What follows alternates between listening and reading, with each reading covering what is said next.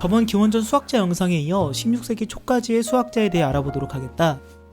유명한 수학자들이 별로 없을 수도 있지만 학교 다닐 때 배운 내용이 곳곳에 숨어 있으니 생각보다 재밌을 수도 있다. 헤론, 고대 이집트에서 태어나 알렉산드리아에서 활약한 고대 그리스인 발명자이자 수학가이다. 삼각형의 세 변의 길이를 통해 넓이를 구하는 헤론의 공식으로 학생들에게는 친숙할 것이다. 그런데 알다시피 세 변의 길이가 주어지면 코사인 법칙을 이용하여 삼각형 넓이를 구하면 돼서 별로 쓸데는 없다. 고대의 인물임에도 불구하고 믿기지 않을 엄청난 발명들을 한 것으로도 유명한데, 증기기관을 이용한 신전의 자동문, 주화를 넣으면 성수가 나오는 자동 판매기 등을 만들었다. 증기기관을 최초로 만들었지만 이때는 석탄과 석유를 사용하지 않았던 시대라서 노예보다 경제성이 떨어져 묻히고 말았다고 한다. 정리해놓고 보니 조금 쓸모없는 것들만 만든 것 같은 느낌이다.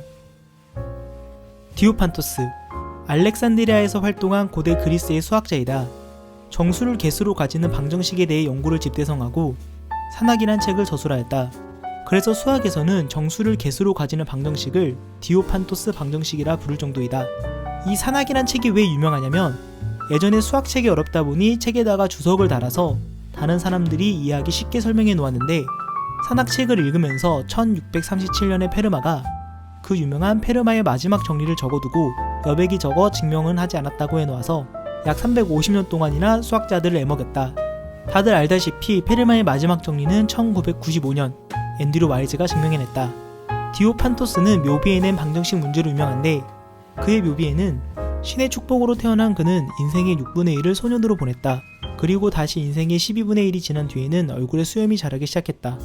다시 7분의 1이 지난 뒤 그는 아름다운 여인을 맞아 화촉을 밝혔으며 결혼한 지 5년 만에 귀한 아들을 얻었다. 그러나 그의 가엾은 아들은 아버지의 반밖에 살지 못했다. 아들을 먼저 보내고 깊은 슬픔에 빠진 뒤 4년간 정수론에 몰입하여 스스로를 달래다가 일생을 마쳤다. 수학자들은 묘비명에 이상한 것을 참 많이 새긴다. 답은 한번 구해보길 바란다. 히파티아, 고대 이집트 알렉산드리아에서 활동한 그리스계 여성 철학자이자 수학자이다. 최초의 여성 수학자로도 유명하다. 알렉산드리아 대학 수학과 교수였던 아버지에게 배움을 받고 후에 그 알렉산드리아 대학의 책임자가 되었다. 천문학과 수학에 대해 이전 수학자들의 책 해설서를 많이 집필했다. 디오판토스의 산술은 주로 1차와 2차 방정식 풀이에 대해 다루고 있지만, 히파티아는 디오판토스의 풀이 외에 몇 가지 다른 풀이와 많은 새로운 문제를 해설서에 써놓았다. 아테네 학당에 그려져 있는 흰 옷을 입은 유일한 여성이 히파티아이다. 종교적 광신에 맞서 문명과 이성을 보호하려 한 순교자로도 알려져 있지만 정치적 갈등의 희생양이었다는 평가도 있다. 영화 아고라가 히파티아의 일대기를 다룬 영화인데 시간 날 때 한번 보길 바란다. 브라마굽타, 인도의 수학자이자 천문학자이다. 그의 저서인 브라마스 푸타 시탄타는 이슬람 세계와 유럽의 인도 수학이나 천문학을 전하는 역할을 했다. 이 책은 총 21장으로 이루어져 있으며 천문학에 관련된 책이다. 21장 중 2장은 수학을 다루고 있는데 정수로 할 수 있는 사칙연산, 제곱근과 거듭제곱에 관한 내용이 담겨있다. 가장 유명한 업적은 영과 음수를 처음으로 사용한 것이다. 12장 가니타에서 브라마굽타는 재산, 빛, 수냐를 각각 양수, 음수, 영으로 나타내어 계산을 하는 규칙을 제시하였다. 0을 임의의 수에서 자신을 뺀 결과로 정의하고, 임의의 수에 0을 더하거나 또는 임의의 수에서 0을 빼면 그 수는 변하지 않으며 임의의 수에 0을 곱하면 0이 된다고 설명하였다. 또 두 음수를 곱하면 양수가 되며 0에서 음수를 빼면 양수가 된다는 규칙을 제시하였다. 지금 우리가 생각하는 0과 완전히 같다. 유럽의 수학자들이 16세기가 되어서야 음수를 완전히 이해한 것에 반하면 7세기 초 브라마굽타가 발견한 수학 이론이 얼마나 진전된 것인지 알 수 있다. 알콰리즘이, 페르시아의 수학자로 페르시아 최초의 수학책을 만들었다. 인도에서 도입된 아라비아 숫자를 이용하여 최초로 사칙연산을 만들었다고 전해진다. 1차 방정식 또는 2차 방정식을 푸는 것에 대한 그의 체계적인 접근은 대수학이라는 학문을 이끌어내 대수학의 아버지로 불린다. 쉽게 말해 근해 공식을 만든 사람이다. 알고리즘이라는 말은 그의 이름에서 나왔고, 대수학을 뜻하는 영어 알지브라는 그의 저서 알자브르왈 모카빌라에서 나온 단어이다. 뜻은 이항과 동류항 정리이다. 또한 그가 만든 천문표에는 사인과 코사인, 삼각함수표가 포함되어 있으며 인도 천문학 방법을 기반으로 매 시간마다 태양, 달, 그리고 5 행성들의 움직임을 기록했다. 레오나르도 피보나치, 이탈리아의 수학자로 피보나치 수에 대한 연구를 했다. 유럽의 아라비아 수를 소개한 사람으로 유명하다. 수학에서의 업적은 피보나치 수열밖에 없는 것 같다. 피보나치 수열은 1, 1, 2, 3, 5, 8, 13, 21 등 앞 두 자리 수를 더하면 다음 숫자가 나오는 특별한 수열이다.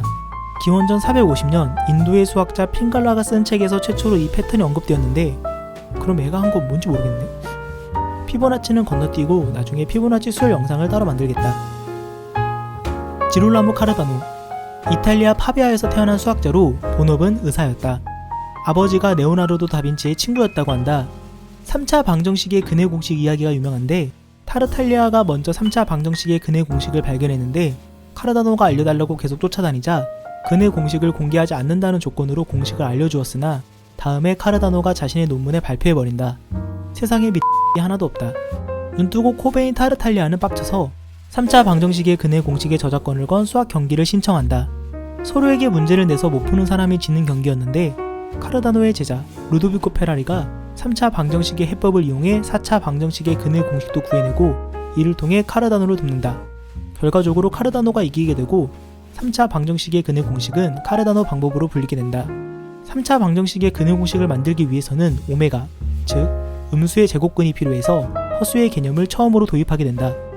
카르다노는 도박 중독으로 의사로 벌어들이는 수입과 수학 경시대회의 상금을 말아먹었다. 도박에 미친 그는 도박을 잘하기 위해 공략집을 만들기 시작했고 그 결과 확률 게임에 관한 책이라는 최초로 확률론을 체계적으로 다룬 저서를 발간한다. 도박을 하지 않는 게 가장 높은 승률을 기록한다고 말하며 도박을 하지 않는 게 이기는 것이라고 책에 말했지만 결국엔 도박으로 패가망신한다. 기이한 업적 때문에 수학적 업적이 퇴색된 것 같지만 3차 방정식의 해법, 허수의 발견자, 확률론의 창시자, 업적은 어마무시하다. 혹시나 이렇게 자신의 업적에 비해 저평가하기 싫다면 도박 중독 1336으로 전화하면 전문 상담을 받을 수 있다.